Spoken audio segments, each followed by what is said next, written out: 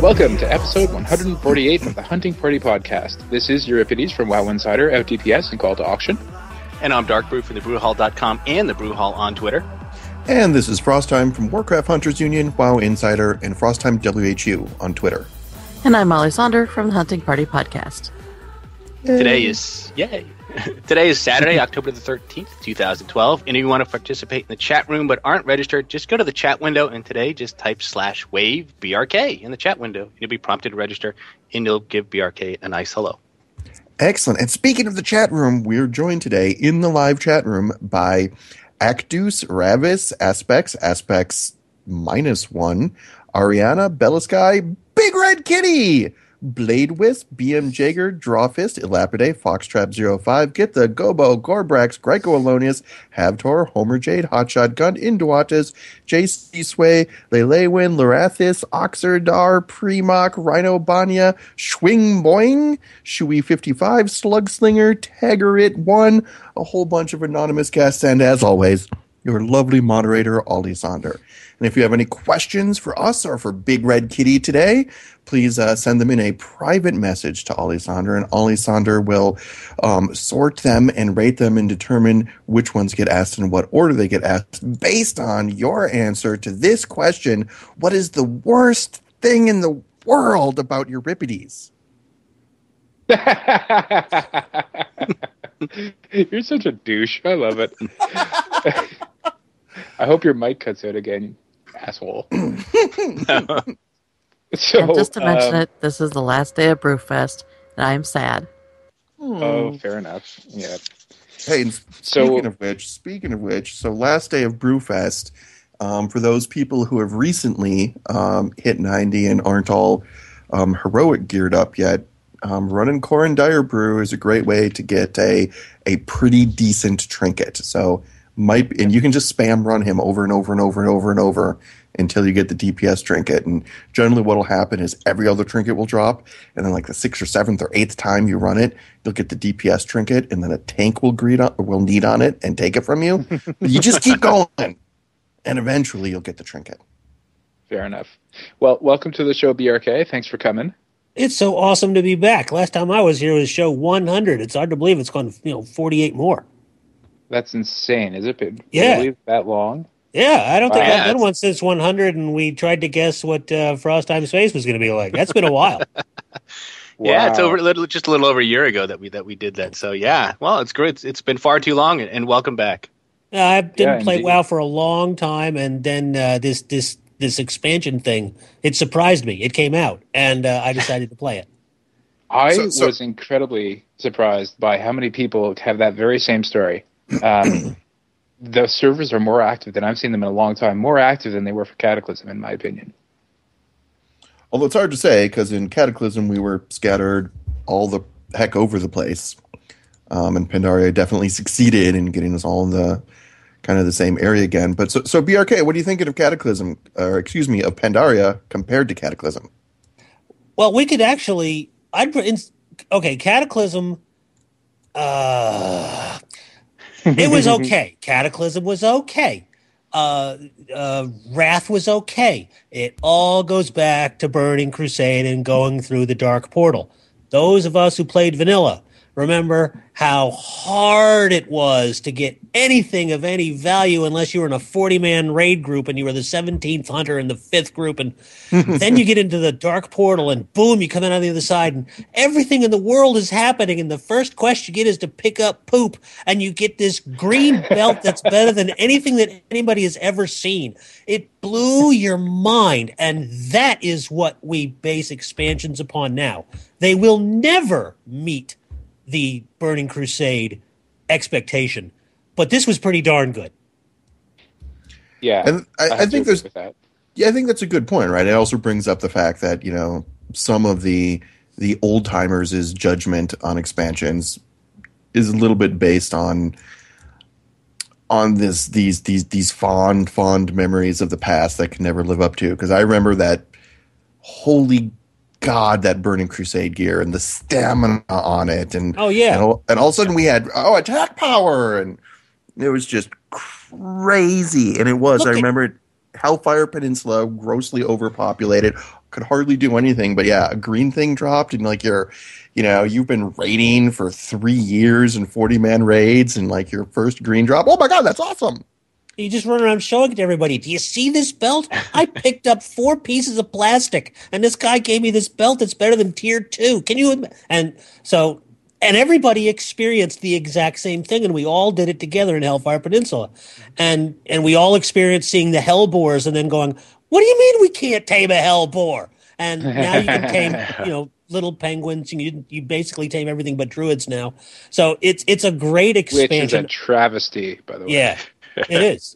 But I'm perfectly thrilled with the expansion. I am a huge fan of Chinese, Asian literature, films, and everything. So the motif of it, I just sink myself into it. My problem is that my brain at this advanced age in my life is completely incapable of remembering names. And now when you make them Chinese, I have no idea where I am, who I'm talking to, or whatever it is. I don't have a clue. I have no idea where I am. Yeah, everything's a lot spread out too. Vendors that you need. I mean, we got this nice new little city in the Vale of Eternal Blossoms, and they didn't put anything that we need, all the things that we need there. So if you want to get like Justice gear or Valor gear, you got to fly way out to like Kunlai Summit somewhere. Jewel crafting trainers way all the way over in the Jade Forest. So they really, I guess their goal is to get us out and about in the world and not just sitting around the city, which is fine. But it is hard to find some of these people. If I want to go from my banker to the leatherworking trainer in that stupid city they made, you got to go from one side to the other. You got to fall downstairs. You got to get whipped around by the winds. Oh crap, I don't have 2 of these. It's going to take me 20 minutes to get to the other side. I don't like the town. I never go to the town. I use my guild's Stormwind cape, and I go back to Stormwind to do everything. I ain't got time to mess around with that. I actually have been doing a lot of that myself. Where I forgot about that. I have You need to have 2 capes on you at all time. You need to have your I think is it Kuranai or is it the whatever it was? It's the free fall cape. You got to have your free fall cape and you got to have your Stormwind cape. You always carry 2 of those. If you've got the Dalaran ring, you can just go there and take the portal to Stormwind. Yep, I got that as well. But hey, that's because sometimes you need to go to Stormwind more than once every 2 hours. But no, I have my Hearthstone set in the whatever the city is called that is not intelligibly laid out. But yeah, I mean, so I toss on my little whatever it is wrap of Unity, port to Stormwind, do my business, and then hearth back to Pandaria. Where is your Hearthstone set?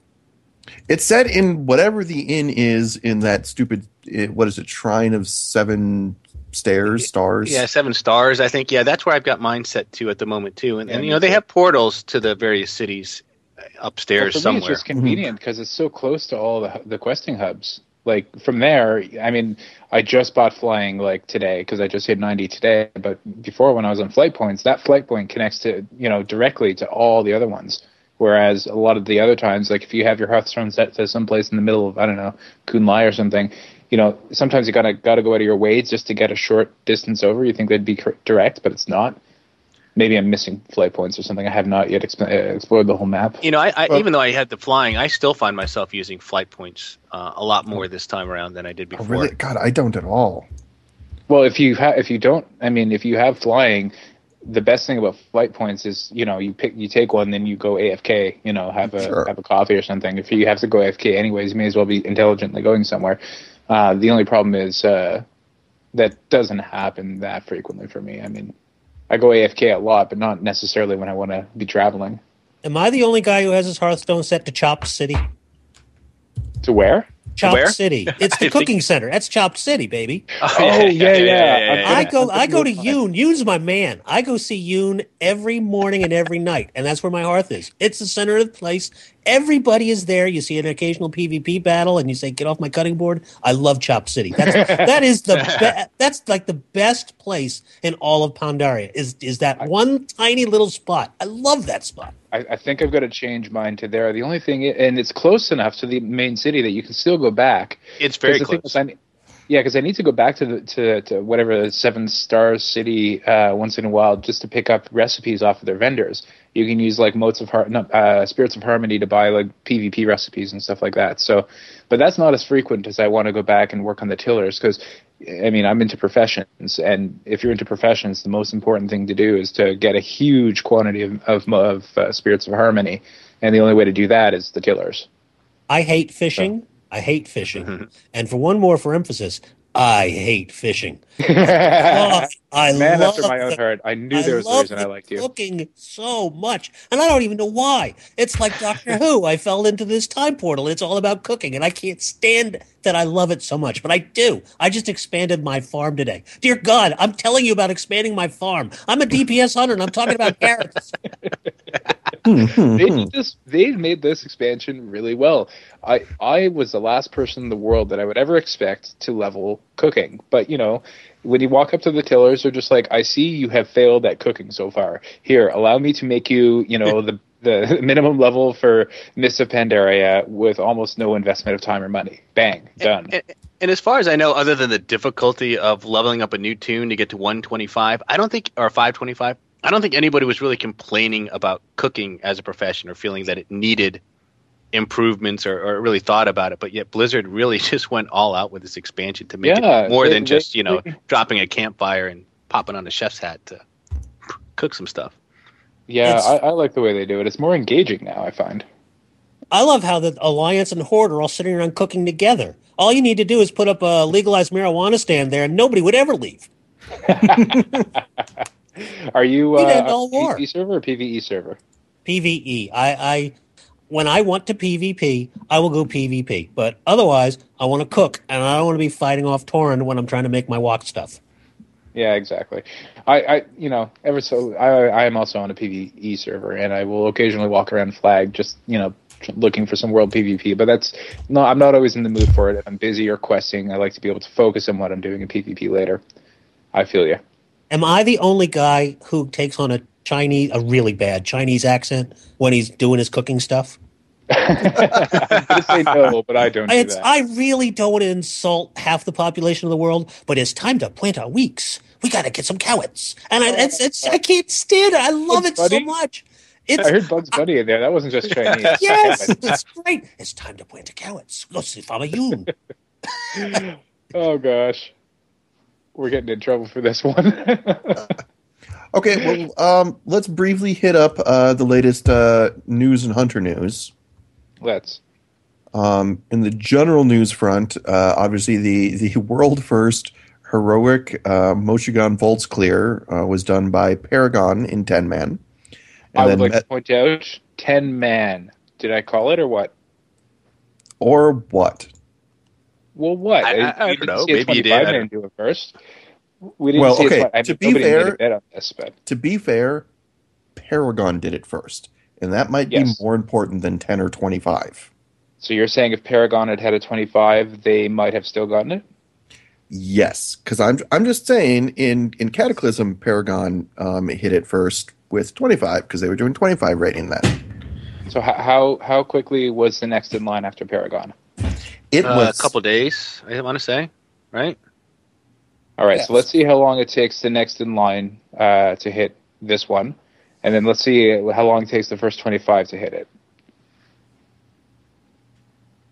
Okay, but that's the rough thing is you're not always comparing apples to apples because Paragon has a history of getting the world firsts, whichever format they take. Yeah, fair enough.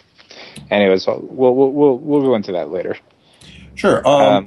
Patch 5.1 is currently on the PTR. Wait a second. We have another note here. World 21st 25 heroic kill was method, so that happened at the same time. It's right next to it. Right. Yes, we already. What? I was missing a step. I thought that we had only seen a 10-man kill. Of no. Yeah, we've also seen a 25. Yeah, we've seen Never both. Mind. Okay, moving along. Patch 5.1. Aren't you glad you're not in method? Aren't you glad that you've got some time to enjoy this expansion instead of saying, all right, that was great. Thank you, guys. 40,000 man-hours to make that expansion. I'm done. I'm going to Wendy's. That's not true. They need to level up and gear up their alts. They have their guildmates doing that for them, don't they? Right. Probably. Yeah. You want a chance to raid, you got to get my Pandaren monk up to 80. That's right. You want to wear the Method guild tag and look all cool and You have to do exactly what you said. Level up all the alts. Yeah. I don't doubt it for a minute that that's what they do, and good for them if that's what they enjoy, but not me. I'm making cowits. So we also had a handful of Hunter hotfixes. This included aim shot was rejiggered, so it gets a larger percentage of weapon damage, but a lower base damage. What's aim shot? Aim shot is a thing that's used by a spec that nobody plays anymore. That's what I thought. But we played it for PvP last expansion. Hopefully, in the near future, that'll be buffed a little bit because word is definitely out that marksman is the ugly kid on the block, and certainly nobody is rating as it. Even though marksman isn't that far behind, this isn't like BC where it's BM or nothing, but it's definitely far enough behind that nobody's playing it. Also, they finally fixed the healing of Spirit Beasts during Stampede, where they reduced the amount that they heal by 75%. And if you'll recall, this was something that should have happened when they changed Stampede to have a shorter cooldown and a longer duration. They then reduced the damage of all the pets. Oh, that's why. Okay. And so all the damage of the pets got reduced by 75% because it was up 4 times as long. And so as a result, they're like, hey, crap, we forgot to do that to the healing of the spirit beasts. So they've nerfed that down to make it match the less bursty Stampede that apparently everybody but me wanted. Well, what's the big problem with Stampede right now? You don't get to see it. You don't get to see it. That's very true. You're engaged in a fight. Yeah. All right, you're doing your regular dungeon, and you're 20%. You're filing off your kill shots, and you do a stampede. Where do all the pets appear? Right at the boss. Where are you? Yeah. At range. You don't get to enjoy it and see it. They need to appear beside you and then warp in all at once. Okay, that's what I want. They used to, but everybody complained about that. Everybody's wrong. See, that's the agree. problem. Yeah.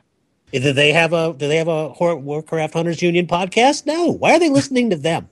No, I mean, you make a very good point there, though. When I use Stampede, Stampede happened because you hear the sound that doo-doo. And everybody who's not a hunter goes, "What? Are my hot pockets ready? What the heck is that?" Oh, there's a little bit more fuzzy stuff around the base of the feet of the boss. Nobody understands how cool it is. Glaive throw, everybody sees and goes, "Hey, that's pretty nice." Nobody sees or appreciates Stampede.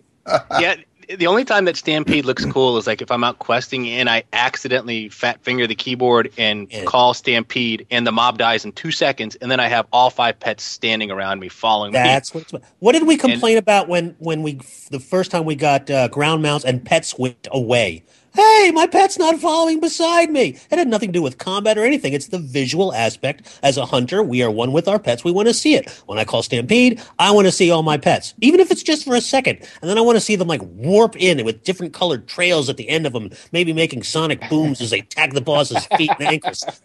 No, actually, that's a really good idea because that addresses – because the issue was originally the pets appeared beside you and then they ran in. And the real issue with that was – because the pets had travel time, people were bitching that they weren't getting the full duration. But that's kind of garbage because they can just stand next to the boss. Just balance the ability to make up for that time. That time loss. Because then the people who stand next to the boss will get more damage out of it. But the real issue was based on your position, you got more or less DPS out of the ability. And so then their solution was like, okay, yeah, we'll just have them appear behind the boss, fine.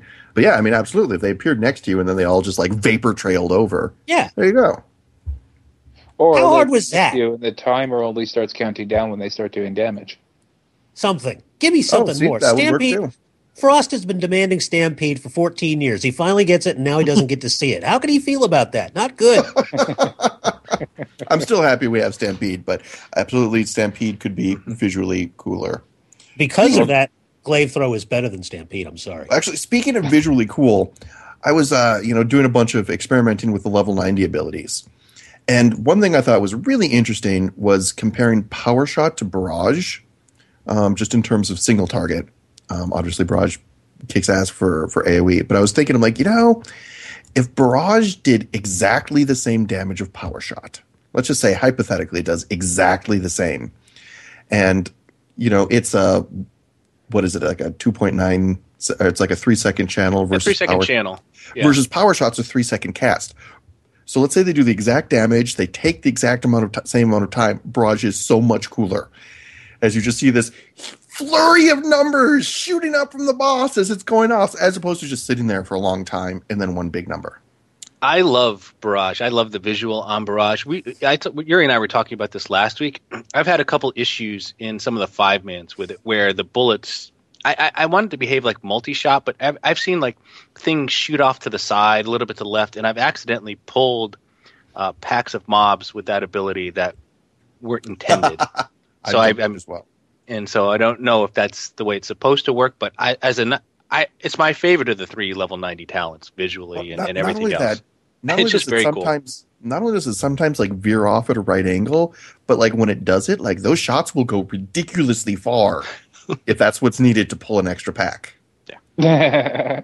Barrage reminds me of a goblin talent of some kind, and I can't control it at all times, and if I can't control it, I'm not going to use it in a 5-man or a raid. That's why I don't use it. Visually, it's very, very cool, but it's not something that I can guarantee will always hit the exact same thing I want every single time, so I don't use it.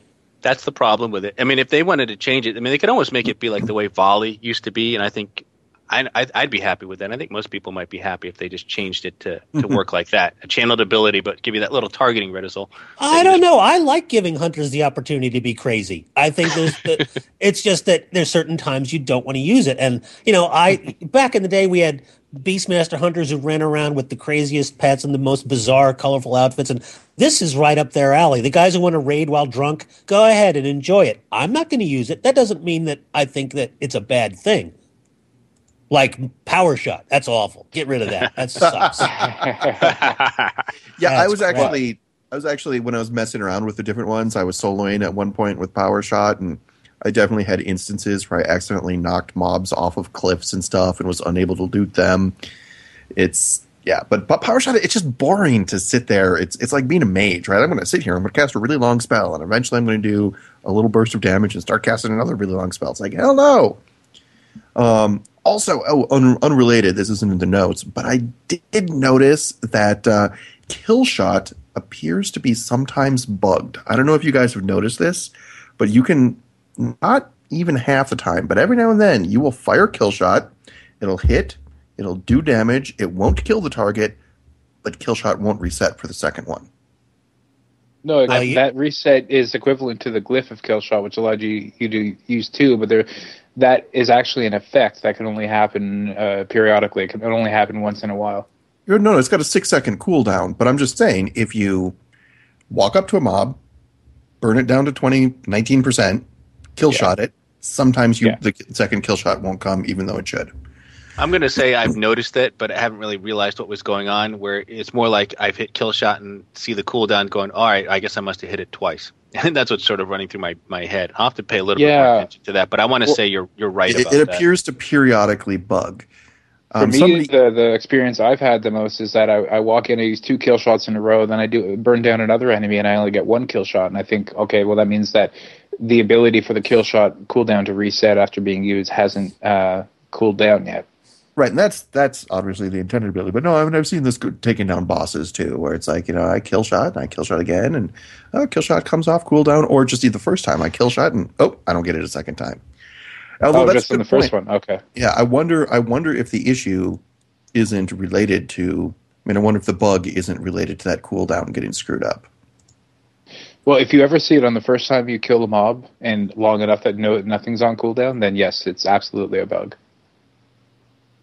But if you ever, my understanding is that the cooldown for the actual shot is 6 seconds, but the cooldown for getting a double shot is much longer than 6 seconds. So obviously, it's designed. I don't remember what it was, and I don't think it's. I think it. Do you guys remember the text of the glyph of kill shot before they took it out? What it was? Oh no, but I can tell you what the new kill shot ability is. Sure. It's got the standard thing. And says if kill shot fails to kill the target, the cooldown is instantly reset, but cannot be reset more often than once every 6 seconds. Oh, so that means we're supposed to get basically a double kill shot every time we get a kill shot. Correct. So in that case, yes, you're right. That is absolutely. I thought they increased that from 6 seconds to like 30 or something. I don't know why I thought that. No. I think the idea is just you can't use it on like packs of mobs to kill shot nonstop. Yeah. Which would, again, be way better than AoE in my opinion. So that's one bug that needs fixing. Obviously, Barrage needs fixing if it's going to be useful. There's also a change. Glaive throw and misdirection work together. It might. It just doesn't seem to work that way for me. Maybe I'm not paying attention. Maybe not doing it right. But I want to look that up too. That's something I haven't tested. Yeah, I haven't. I just hit 90 before the show, so I'll have to go and test that afterwards. Misdirect has been working for me pretty reliably on all the stuff I've tested on it, but I haven't tested Glaive Shot. I love Glaive Throw. Glaive Shot, Glaive Throw. Glaive me, baby. It's the best. So that is your preference then? Which is interesting because when I looked at the talents before I got the expansion and you hit 90, what am I get? Well, I'm going to get Power Shot, obviously, because it's a big, long kill, and I'm a DPS hunter, and that's what I want to be. And it was awful. And I was like, this is, well, because I'd Power Shot stuff away from tanks. Think, what the hell are you? I'm sorry. I'm so grateful that you let me in your 5, man. There's 10 billion DPS in one tank and one healer. I don't want to piss you off. So, all right, what are the other two choices? Well, all right, I'm going to choose the one that I know the survival hunter is going to pick. I'm going to get Glaive Toss. That way I can get out of the way. Oh, look at that. Oh, look what Glaive Toss does. Oh, it's green in its fins, and it comes back to me. It loves me. Oh, I love it too. So it's all right, I'm going to go try the other one. Okay, this is just basically multi-shot on steroids. I'm going to go back to Glaive Throw. It's visually stunning. It does a ton of damage. It puts a dot on targets. It hits everything in the room, and I can control exactly what it hits. The only problem is when is misdirection. I don't think is. Maybe I'm screwing it up. When you go to, I'm going back to cooking. You go kill the elks, the deer that like to knock you off the mountain, and so misdirect, Glaive Throw, and almost all those elks come and kick my butt and kick me down into the weeds. And I'm like, did I do that? Did I screw that up? Because I've got a misdirect macro that, if my pet exists, misdirect on the pet, otherwise hit on the tank or whatever.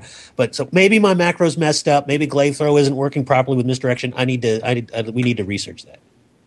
Yeah, fair enough. Well, I'll be testing it later. And I think you're right. When I'm doing all the content at level 90, short of a boss that's not, subject to kickbacks or pushbacks, I'm probably going to use Glaive Throw because Glaive Throw or Glaive Toss? Gosh, I should probably figure this out. The chat room says Toss. Thank you. Glaive Toss then. Yeah. Because that is controllable and the other ones aren't. The other reason to choose it is because it's got a shorter cooldown.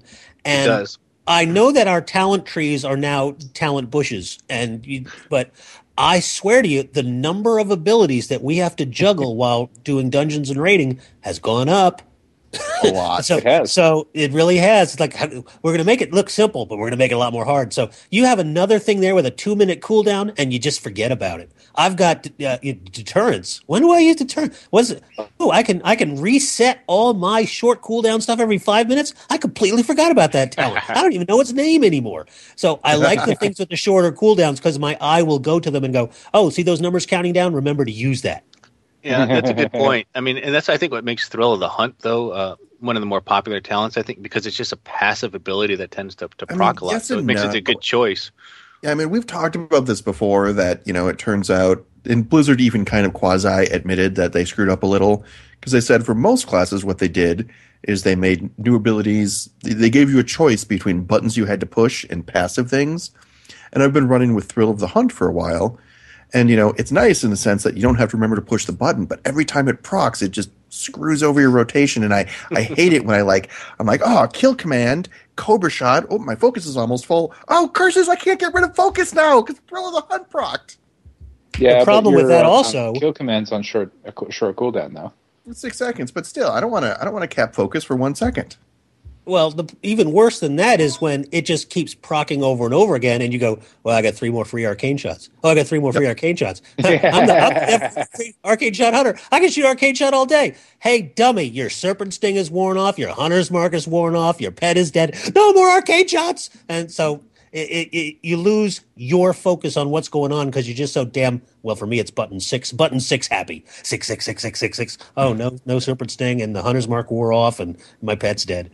Because I got all these. Well, that's one thing though, is that if you get into one of those long chains of arcane shots or multi shots, if you're lucky, then you do have your sting is going to fall off, and that means every 12, 15 seconds or whatever, you're going to have to recast that, which means you won't be focus capped anymore. Well, except you will for a while, but yeah, it is. And I think for Beast Mastery, it's worth manually casting a Cobra Shot to keep your sting up. For survival, you're better off reapplying the sting. Yeah, and depending on the situation too, with survival, if you've got multiple targets, then you can just use multi-shot to actually apply the sting, and that can be kind of helpful. That way, you can get it on more than one target if they're. I miss that so much. Oh my god! Like especially that first. Yeah, the first boss fight in the Moshigan Vaults of Stone Guards, where you've got 2 targets up that need to be that you can actively DPS. Multi-shot is very handy there as a survival spec, just to put the dot on both those. Mm-hmm. Absolutely, it's awesome. Okay, so quickly finishing off the Hunter hotfixes, they changed Rabid, so instead of boosting attack power, it now boosts your pet attack speed. Wonder why. I'm not actually certain why. Now, was this the ability where people sort of dismiss pets, bring them out to get the? No, that was the Call of the Wild. Call of the Wild. Okay. Does that still work? I don't know. I haven't tried it. I think Frost his microphone might have died. No, I'm still here. Can you hear me? Oh, okay. Yeah, his microphone's dead. Let's continue without him. I don't. Well, I know we don't still have Call of the Wild, do we? I haven't even checked. I thought they got rid of that. I thought we did on Ferocity Pets. I'll check. No, you're right. They might have gotten rid of that, which would make sense because that was being abused, at least in DS. You can tell when expansion is too complicated when 4 of the most prolific hunters in the game have no damn clue what the hell we got our class does anymore. What is this? Is a gun. Okay. Really? 3 of the most prolific hunters, plus Yuri, who just hit 90 and is still trying to figure out where all this. That's why we have this wonderful chat room. They're saying yes, Call of the Wild is gone. Okay, yeah, I thought so. And yeah, that was definitely Call of the Wild was an issue ability, but I'm not sure why they switched Rabid from attack power to attack speed. But fair enough. So it's basically boosting your pet's melee damage at that point. And Deterrence now correctly stops Link's Rush, which before Link's Rush would for some reason go through Deterrence. Link's Rush sort of your pet does this for 5 seconds? He just hits as frequently as possible kind of thing? He bounces from target to target. Yeah. It's not Blink Strike, don't use it. Well, Link's Rush is preferable for PvP, at least in 504, which is the last time I seriously PvP, just because it's more bursty. It goes through Deterrence. No, because it was more bursty. But I think it's a lot more bursty. If you use it and then you hit Deterrence, will the thing stop hitting? Will your pet stop hitting its targets? Like if you kick off a Link's Rush, which takes 3 or 4 seconds to execute, and then you hit Deterrence, which lasts 3 or 4 seconds, is that what they fixed? No. The fact that Deterrence would not prevent damage from another hunting using Link's Rush on you.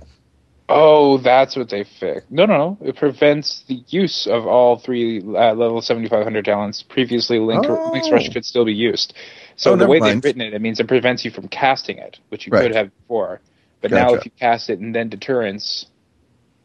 It'll cancel it? No, it sure won't. I'm hoping it won't. I'm hoping you can use it, and then whether you Deterrence or not, or even if you get trapped or something, then it keeps going. But because you're not casting it, your pet's casting it. I mean, your pet's doing 50% of your DPS now. Yeah, Link's Rush is really I'm kind of torn between the Link's Rush and Blink Strike thing. I'm not Blink Strike for soloing 100%. It's just oh god, absolutely for soloing. But I mean, in terms of actually raiding, where theoretically you have one target, which is the rough thing. If there's 2 targets, Link's Rush might be bad. But I mean, just the fact that Blink Strike is awesome, but the fact that it sucks up a global cooldown every flipping 20 seconds is brutal. 80k crits. Say it with me. Wow. 80k crits for Blink Strike. I was getting 80k crits at 85, 86, but now that doesn't happen as frequently. Every time I use Blink Strike, basically, I would go up against a mob that had maybe 150, 200k health. My Blink Strike would take off the first third. That's, whenever it crit, and then they crit fairly often. But now that all my coefficients are changed and I'm wearing green gear, it feels like Blink Strike is just a stronger arcane shot, or a stronger kill command. Well, and Blink Strike just doesn't compete with Link's Rush. It also competes with Murder of Crows, which a lot of people like, and I think theoretically spec'd out to be the better choice for rating and so forth. Yeah, that's a cool ability. I like the Murder of Crows. I like Blink Strike, and I also like Murder of Crows. I mean, I wish I could have them both. I haven't recently double checked them, but previously it was looking like Murder of Crows, and then it was like kind of a neck and neck with Link's Rush and Blink Strike for BM. Because obviously, what do tanks think of Murder of Crows? Tanks will make you take out your Devil Sar. You can't bring in your Rhino. Do tanks like Murder of Crows getting in their field of view? I don't think they care because it's a lot less obtrusive than Stampede or something. It's just more junk behind the boss. Yeah, I know for Stampede, they don't like they hate it if you accidentally leave Growl on one of the pets. Yeah. I know they hate that. When you got a 45-minute queue to get a random 5-man heroic, you don't want to piss off the tank by having a stable full of rhhinos and doing Stampede on them. You can do that to your guildies, but you don't want to do it when you're doing that. So I've not used Murder of Crows in a random yet. First of all, I think the crows are attacking above the tank's eye level. Like the crows attack the top of the boss. Usually bosses are 3 or 4 times the size of a player. Well, they fly in from up high, but they attack from behind still. So either way, it should... And that's the thing, yeah, all this stuff attacks from the other side of the boss. So if the tank is tanking from the front and everything else is from behind, Stampede, Murder of Crows, your pet, they're all behind the boss, unless there's something preventing that. I don't want to get in an argument with a tank because all he has to do is say, vote kick BPS, and they all kick him out. So this is true. Yes. They don't have to be right. They don't have to be logical. They just have to be the tank. Yeah, for the 5-mans, I have a tendency to use the Glyph of Stampede just to not take any chances with what may or may not be in my stable and what I've got turned on or not. So I tend to use the Glyph. And the big thing is what's turned on, because I usually have like a tank pet somewhere in my stable with Growl turned on. And so Glyph of Stampede, that's never an issue. Or even if you turn it off and then you switch specs and then you forget to go and do it again on your second spec. Right. Yeah. What if you had all 5 pets with their Growl turned on? What would that do to the tank? What was that?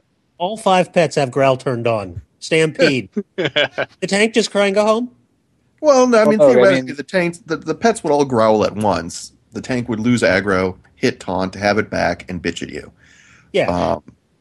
So, it really would just be one taunt. So it's just like a regular dungeon. Okay. Isn't Growl just like a taunt, though? wouldn't that... It is a taunt, yes. Yeah. But all so 5 it's not pets... like added thread. Whichever pet Growl landed last or whatever. But then the tank... Is there any... I haven't tanked in a long time, but when I was tanking, sometimes you would taunt something, and if it had been taunted too many times recently, it wouldn't turn back to you. Is that no longer the case? I don't think somebody else's taunts affect your taunts. Yeah, I don't remember. Regardless of which, if it happens 5 times or 1 time, you growl once and take aggro away from a tank, that tank is pissed off at you. Yeah. Or they let your pet die, and then they said, learn to turn off Growl. That is absolutely what Hrist would do. It's one of those like, oh, you pulled aggro. I guess you want aggro. I'll watch. Once you're dead, I'll pick it up again. Yeah. That's I can't really object to that. That's kind of good, tough love. Of course, the problem with hunters is then they feign death and it goes after the healer, and that's where you get real tank rage. See, that's where you lost me when you call that a problem. That sounds like the best. I'm Mr. on a healer. I don't care where I am. All right, well, do we want to quick pop over to Q&A and make sure we get these in? Can I have one question first? Yes. Of course. Absolutely. What is the must-have pet in Pandaria? What do you gotta have? Spirit Beast. Spore All Bat. right. Spore Bat's 1, 2. All right. Spore Bat, of course. Yeah. I've got a stable full of Spore Bats. It's Spore Bat Central there. I would say Spirit Beast, just because with BM enjoying its position on top, first time since PC, so you're likely to be running BM anyway, and there will occasionally be fights where the Spirit Beast self-heal during Stampede makes a big difference. Well, let me be more specific. Which pet? Not the class, but which one? There's the Quillin out there, and that's an exotic. I don't want a Quillin. But do I have to have a Quillin? What do you got to have? You have to have. I say yes to a Quillen. Quillen's got the battle res, and you're not going to have to use it often, but it does come in handy in a pinch, especially the random 5. Early on in the 5-mans when people didn't know what the heck they were doing, I had plenty of opportunities to use that. And you're not the only limitations for battle res and 5-mans is the cooldown of the ability. Like there's you can do it as many times as you have people that can battle res people. So I think that's a good one to have. And I mean, I think you're going to want a water strider just for the water walking ability. I think that's something that's worth having in your stable. See, I got that, and then you do the quests where you're basically fighting on the water, and you're like, hey, I get to use my strider. Oh wait, all this water everybody can walk on. Way to ruin it. That's true. Yeah, but I saw the Quillen and I'm like, what the hell is that? Do I need one of those? I don't want one, but I'm wondering maybe there's say BRK. You got to have one of these. It's battle res. It's the only pet that brings battle res. So if you're trying to have, every PvE useful pet buff, you got to have the Quillen in the mix. All right, so Quillen, I'll go grab a Quillen, and then I'll misdirect on the healer and res him. Yeah, I like that. I'm kidding. They hate that. That would be so awesome. I'm going to do that to Bella. You also probably want to have the glyph of Stampede. I don't think it costs you that much, but that way, whatever pet you've chosen to have out, when you Stampede with it, you get all of those pets. Now, glyphs just suck. So really? I don't know if I'm going to pay any attention to that, but what that means is that you don't get your whole stable. You don't get all the different ones. You just get the one that you currently have active. You get a whole bunch of him. I like the random. You don't even get to see them anyway, so it doesn't really matter. They could be just tiny little penguins. Well, the advantage of using the glyph is the fact that your pets, when you Stampede, use whatever abilities are turned on in their stable. Yes. Which means if Growl is turned on one of them, they're going to be taunting. So that, I think. But Glyph of Mark for Death, very useful. I use that. Otherwise, a lot of the glyphs, look cool. Yeah, Mark for Death is nice. It just puts guaranteed to have the Hunter's Mark on whatever you're shooting. Yeah, and you don't have to think about quality of life thing. Yeah, and you don't have to burn. Well, you don't have to burn global cooldowns. I mean, it's a DPS advantage in target switching fights, right? Yeah, not a huge one. Yeah, there's nothing is significant in glyphs. Glyphs are mostly cool. Oh, somebody in the chat room brought up Animal Bond, which I totally agree with. Increases the heals you receive by 10%. Combos well with Spirit Bond. Yes, and of course, if you're raiding, combos well with healers and Glyph of Mending. Glyph of Mending and Glyph of Animal Bond together. Now you're talking. Now you're playing with my game. That's what I have. That's what I care about. And then Glyph of Endless Wrath because I like old school BRK. That's what I like. I have not. I used Glyph of Endless Wrath at one point, but I couldn't get my pet into a situation where he was going to die. So I've used it, but I haven't used it. Well, back in vanilla, it was I can't even remember what exactly it was. Cannot be feared, cannot be deterred, and cannot be killed. And I was like, well, that's for me. I like all that. And now you lose that unless you actually have the glyph. So I do that for old school feeling. Yes, start doing dailies in the Eternal Veil, that area, the Golden Lotus dailies. There's one. It takes you in this area, and there's these packs of Thundermar wolves. They go in like 5 or 6 a pack. And oh my god, I've encountered those. Yeah, I'm like killing some gazelles, and like 5 wolves jump on me. I'm like, oh god.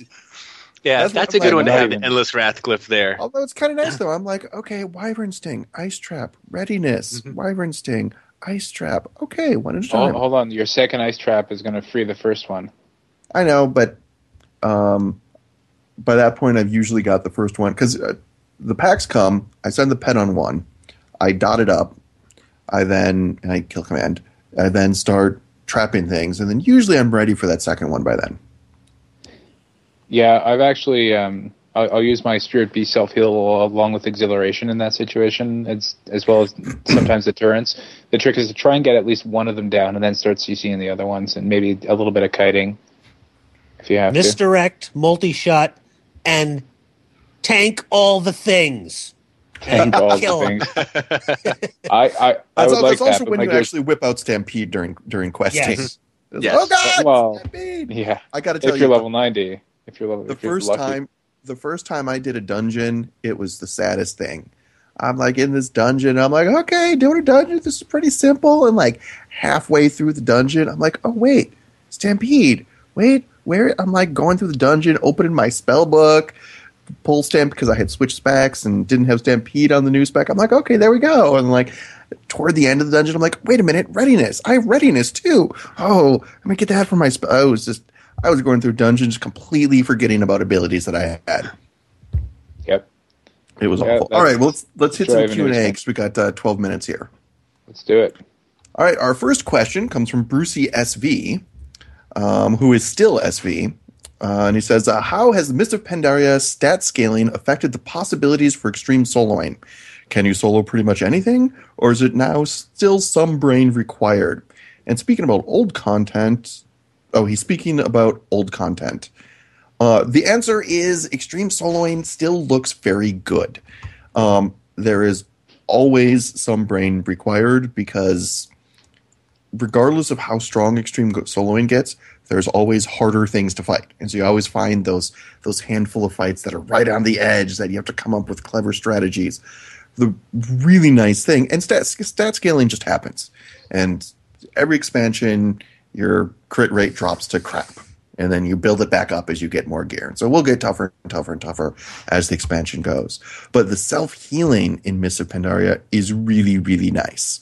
And now that they fixed pet armor and they boosted pet armor is really good. You know, really the only weak point of pets is their stamina and their avoidance, but that's kind of always been the case for extreme soloing. So, but the self-healing is really nice because we still have the super strong pet heals with, as we just talked about, mending and animal bond glyphs. We still have the really strong pet healing. We can still use 2-piece tier 5, but we have a better ability to keep ourselves alive, which in a lot of encounters was the limiting factor with extreme soloing. The only thing I haven't successfully soloed was the Shaw of Anger, and that wasn't my fault. Yeah, everyone That was says my that. guild being messy with me. Yeah, everyone. I've heard how easy that thing is, but it's like anything. If the group doesn't do what it's supposed to do, it's going to be darn near impossible. I tried to do them this morning with a group, and it was awful. You know, I got to say, I did a random group last night for Corin Dire Brew, and they wiped. So do not underestimate the ability of a group to wipe on anything. But yeah, I mean, in terms of like extreme soloing, like Wrath 5-mans or something, yeah, I mean, we can still totally do it. However, you're going to want to gear up because, you know, we're on the low end of the gear curve right now. Yeah, it's actually kind of important to remember that at level 90, with your brand new gear, you're actually weaker. I think you're doing less damage than you were at level 85 with raid gear. Against the same level target or a 3-level higher target when you're in all greens, yeah, I think your damage is. I mean, certainly at 89, it's lower. Maybe that's what I'm thinking of, 89, because I know it's like I was watching like the amount of time it took me to kill a mob go up and up and up and up until the very end. At which point I couldn't take more than 2 at a time, or else my pet would die and then I would die with all my cooldowns depleted. Keep in mind, you know, you used to be at like what 25-30% crit chance. Now you're at 9. You know, just those combat rating conversions hurt. But of course, then once you hit 90, you start getting some new abilities to toss in the mix and stuff. But yeah, it's rough. And you also get that really nice PvP leatherworking gear, and you can just gear yourself out the butt and use it for rating because it's perfectly good stuff. It just doesn't have all the rating stats, but the stamina and the agility is just phenomenal. I loved it. I felt a huge difference between 89 to 90. And then putting on 3 pieces of the is it tier 12 tier 12 PvP gear and going, I was like, oh, well, this is much better. This is what I like. Yeah, and compared to quest screens, absolutely. Plus the eye level, like all the PvP stats that they put on that gear is not taken from the eye level itemization budget. So whatever eye level they are, gear. Yeah, it's as good as 450 PvE gear, except that it's itemized for PvP, and it has all this free PvP resil and PvP damage. Okay, what is our next question, Dark Brew?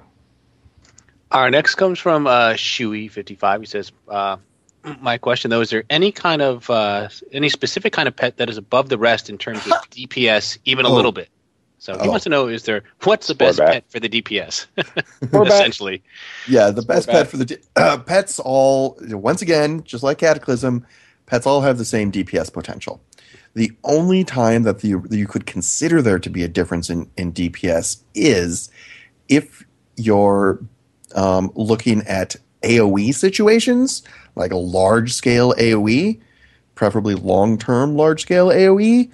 There is an advantage to getting like a worm or a chimera and stampeding with them will give you a little DPS gain. But in terms of single-target DPS, every pet is going to do the same damage. You want to be Ferocity, but every pet can be Ferocity. As long as your pet's Ferocity, they all inherit the same stats. They all have the same abilities. They all do the same DPS.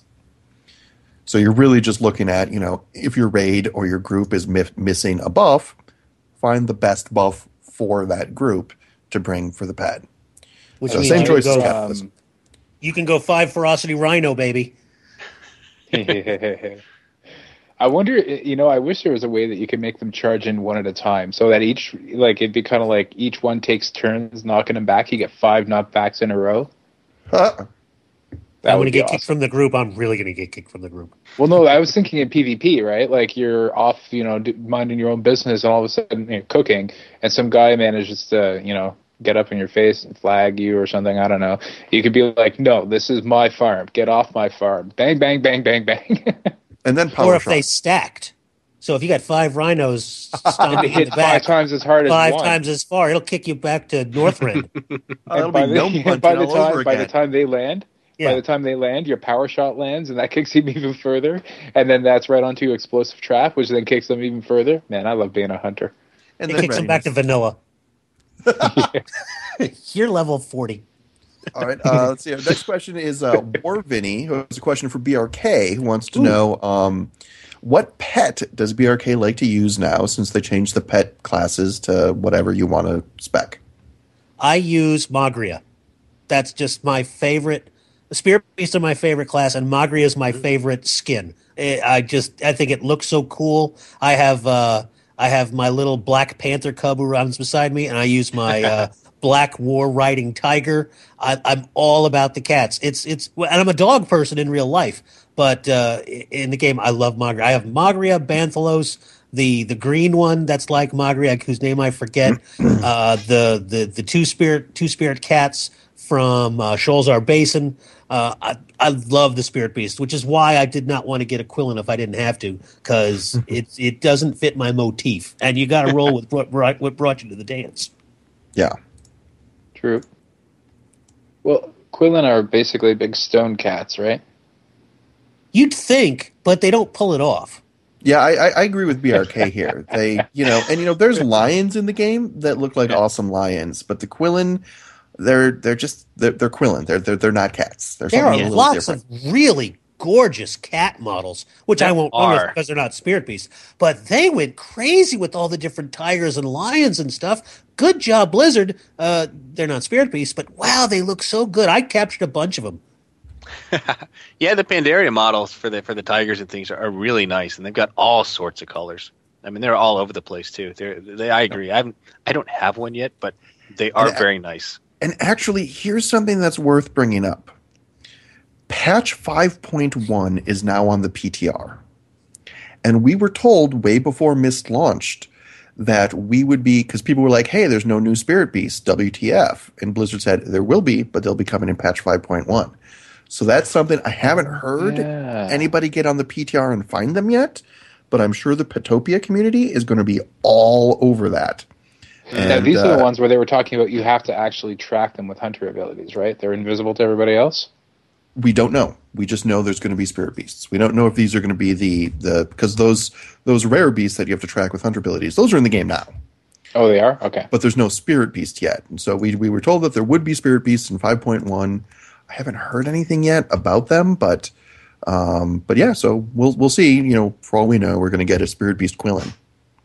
I was grouped with a monk the other day, and I guess they have one of their abilities that calls some sort of like spirit beast looking like cat model. It's beautiful. That really should have been a pet and not a monk ability. I don't know what it's called. I don't know what the ability is, but it looks really, really cool.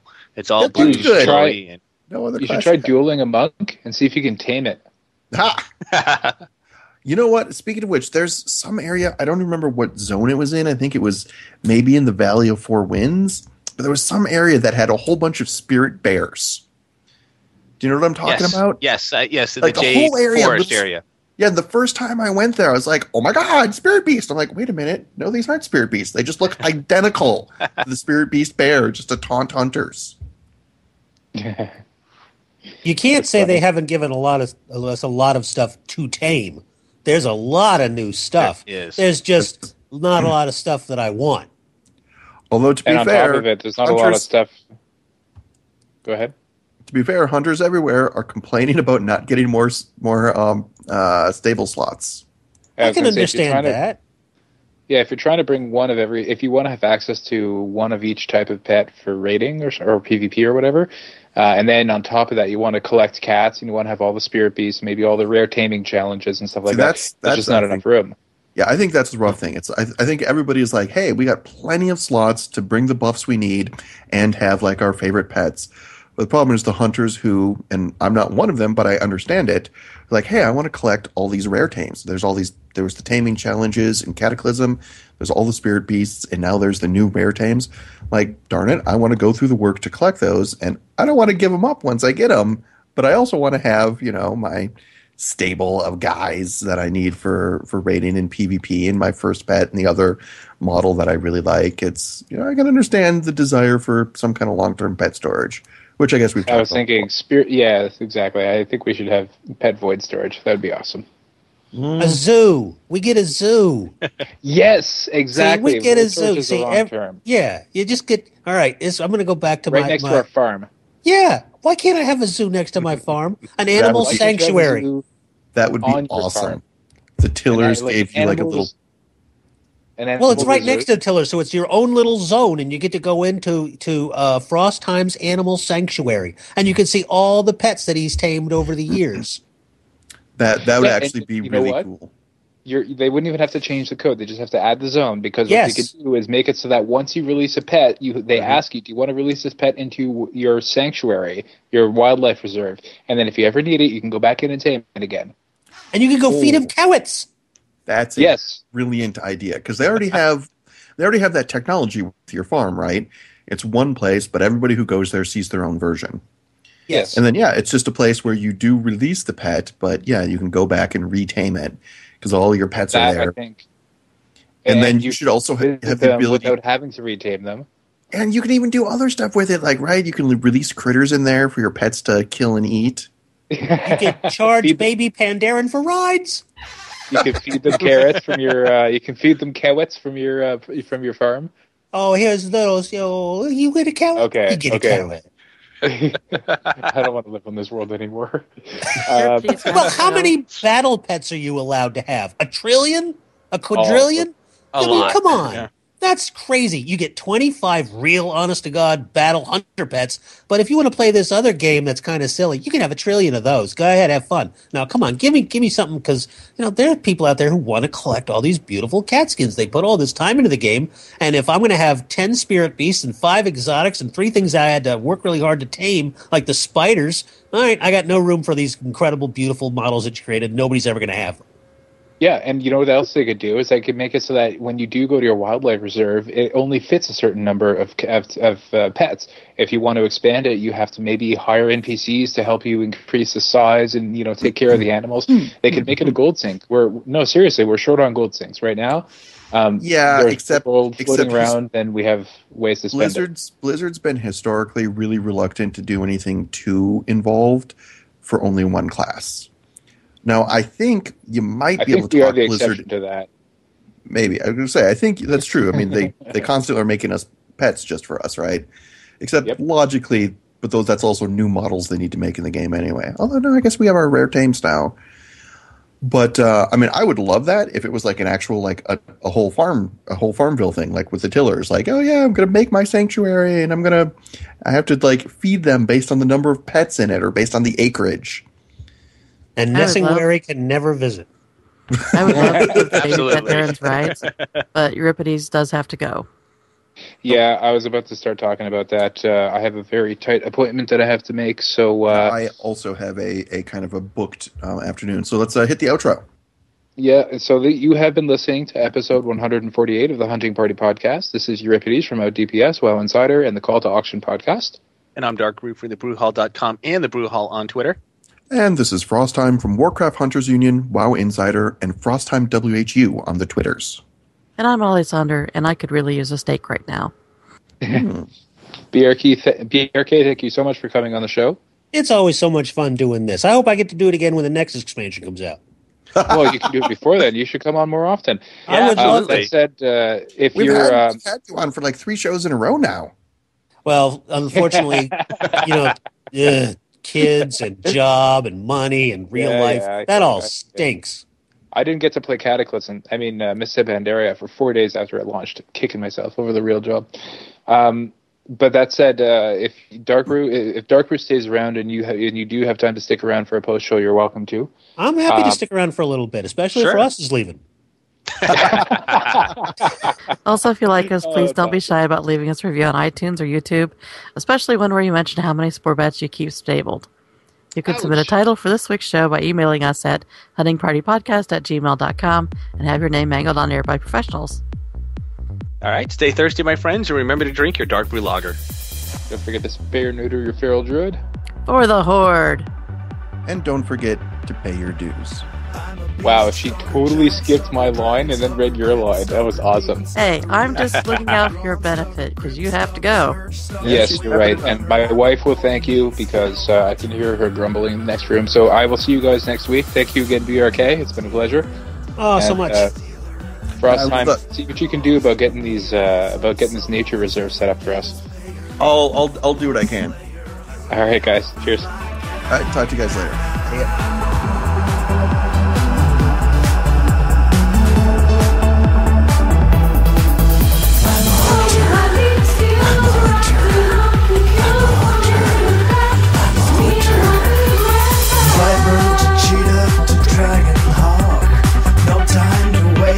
I can jump shot, BM, MM, and SB. I can rock out any tree.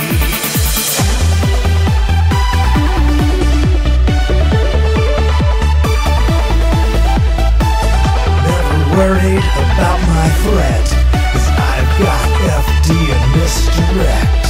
Catching loose mobs in my traps. I never miss, 'cause I am hit capped. 'Cause I'm the hunter, not the marked. I'm the fighter, not the spark. I'm the kiter, not the kite. I'll top the meters every fight. Rated and cave dealing death. Just me, my gun, and my trusty bed. Now let's begin with Illidan, Osirian, and Gil'jadan, Magdamar, Asgalor, Gruul, Cthulhu, and Razorgore, Onyxia to Ragnaros. Which one have we killed the most? Kel'Thuzad to Malagos. We even killed a Kama's ghost.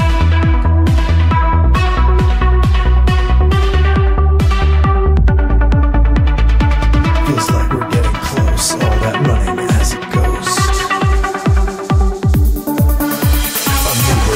Yogg-Saron, Therian, Sartharian, Megthuradon, Sapuron, Lucifer to Sulfuron, Archimon,